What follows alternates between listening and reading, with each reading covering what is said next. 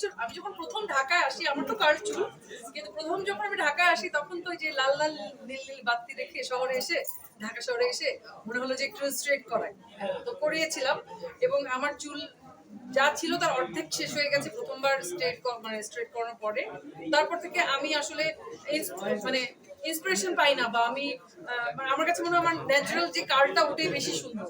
এবং আমি যে কি পরিমাণ বকা খাইছিলাম ওই সময় আমার সিনিয়রদের কাছ থেকে যে আমি কেন আমার সুন্দর চুলটা নষ্ট করছি।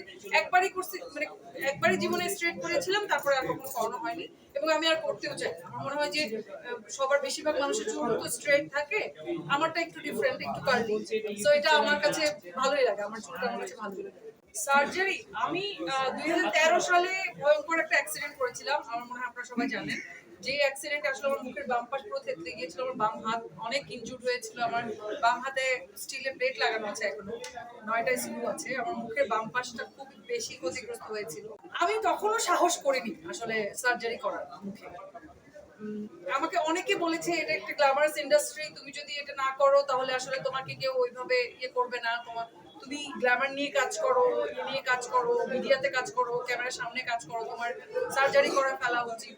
আমি চেষ্টা করেছি যতটা ন্যাচারালি এটা ঠিক করা যায়, বা আমি এখনো চেষ্টা করে যাচ্ছি যতটা ন্যাচারালি এটা ঠিক করা যায় ততটা ন্যাচারালি, মানে কোনো রকম কোনো কৃত্রিমতার সহযোগিতা না নিয়ে, কাটাছেঁড়া না করে যেভাবে ঠিক করা যায়, সুন্দর করা যায় চেহারা, আমি ওইভাবে বিশ্বাসী।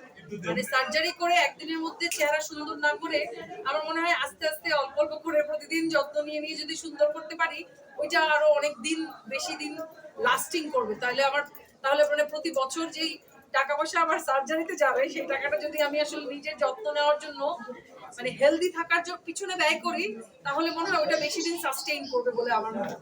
ইন্সপায়ার্ড হই না আর কি সার্জারি, বা ওটা আমার মানে ভালো লাগে। মাঝে মাঝে তো করা হয়, রূপচর্চা না করলে মানে হয়েছি, রূপচর্চা তো করতেই হবে।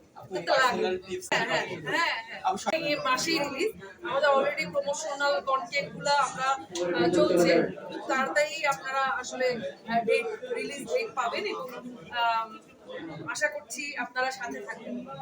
সবসময় আপনারা আমার সাথে ছিলেন, আজ পর্যন্ত আপনাদের সাথে আমার কোনো ঝামেলা হয় নাই, মানে সবসময় আপনারা আমার কাজ ভালোবাসছেন এবং আমার কাজকে প্রমোট করছেন।